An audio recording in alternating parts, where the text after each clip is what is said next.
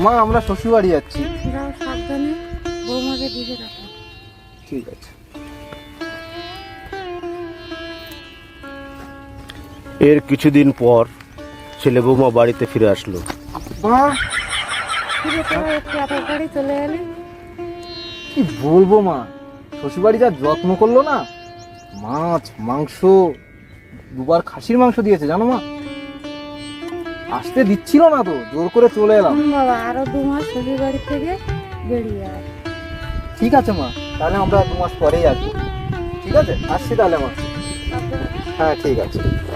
জামাই তুমি আবার এসছো, এক কাজ করো, মাঠে গরুটা বাঁধা আছে, ওইটা একটু নিয়ে এসো, আমি একটু দোকান থেকে ঘুরে আসি। ঠিক আছে বাবা। জামাই জামাই হ্যাঁ বাবা ডাকছো? হ্যাঁ বাবা, কালকে আমাদের নদী বাঁধে মাটি কাজ আছে, দুজন যাবো। হ্যাঁ, দুজন মিলে মাটি কাজ করে আসবো। ঠিক আছে ঠিক আছে যাবো। ঠিক আছে। এইভাবে শ্বশুর বাড়িতে কিছুদিন থাকার পর তার খাওয়া দাওয়া আদর যত্ন সবই দিন দিন কমতে থাকে। এক সময় জামাই অসুস্থ হয়ে পড়ে। সেই অসুস্থ শরীর নিয়ে সে তার নিজের মায়ের কাছে ফিরে আসে। মা মা মা গো, তুমি একটু ক্ষমা করে দাও মা। আজকে 20টা বছর ধরে আমাকে মানুষ করে কখনো বিরক্ত হওনি মা।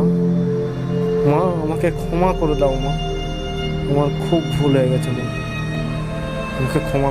ওরে খোকা, মা মাই হয়, মা কোনোদিন সন্তানের উপর বিরক্ত হয় না। আজকে আমাদের এই ভিডিওর মূল উদ্দেশ্য ছিল একটা সংসার থেকে অনেক কষ্ট করে তার সন্তানকে তার মা মানুষ করে, সেই সন্তান বিয়ের পরে তার বউয়ের কথা মতো শ্বশুরবাড়িতে গিয়ে থাকে।